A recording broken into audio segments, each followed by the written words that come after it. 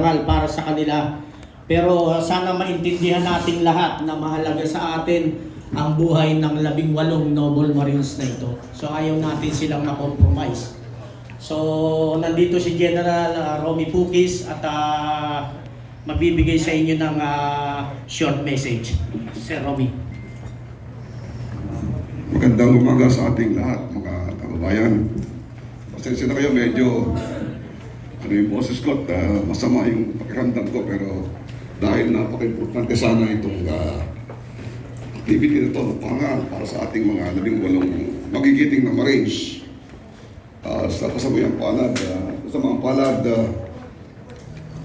hindi natin pwedeng maituloy dahil hindi available yung 18 na Marines dahil sa serious physical threat sa kanila. So of course, dapat maintindihan natin buhay ang nakataya. So ipopostpone na lang natin. Handang-handa na sana tayo. Pero malalaman niyo po kung kailan po natin gaganapin ito. Handang-handa na mga certificates, lahat. Mga parangal, mga sasalita. Pero yun na lang. Sinasaalang-alang din natin ang kapakanan nila, yung physical safety nila. So wala po tayong magagawa. Yun ang priority nila. Priority na natin.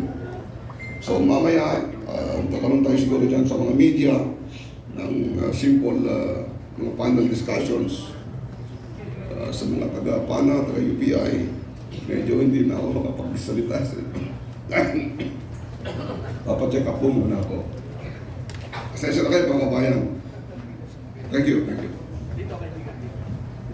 Maraming salamat, General Romy Pukis.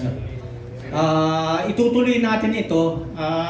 Kung sino yung gustong magtanong, pwede magtanong at sasagutin natin ang inyong mga katanungan. Pero bago tayo magsimula, dahil nandito na rin tayo, magkakaroon tayo ng isang panalangin. Ipagdasal natin yung ating magigiting na 18 Noble Marines. At tayo na rin. Tayo ay mananatili rito panandalian para kung sino man yung may katanungan tungkol sa mga nangyayari is masagot natin.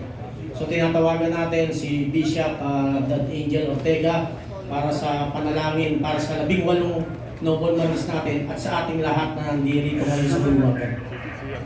Bishop Angel, sir.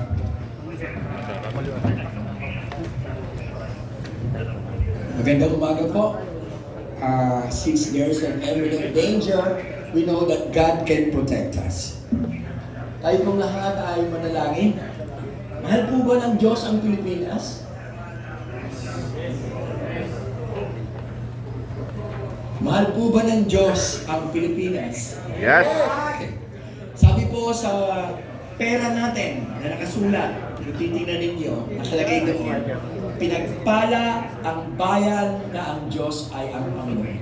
Ano po ibig sabihin nun? May pakialam ang Diyos sa bayan ng Pilipinas. Mahal ng Diyos ang Pilipinas at may plano ang Diyos sa Pilipinas.